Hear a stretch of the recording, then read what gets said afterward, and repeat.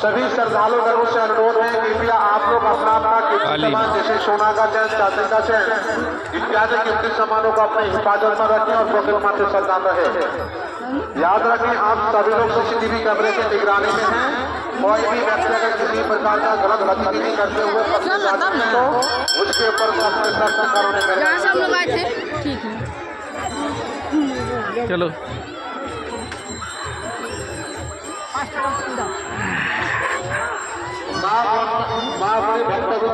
বিশেষ তোমার দয়া করে মন্দিরের ভিতরে প্রবেশ করবার সময়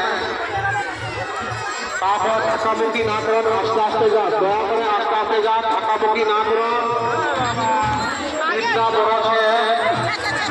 চিন্তা বড়ছে দয়া করে ধাক্কামুখি না করো, আস্তে আস্তে যাও, আস্তে আস্তে যাও।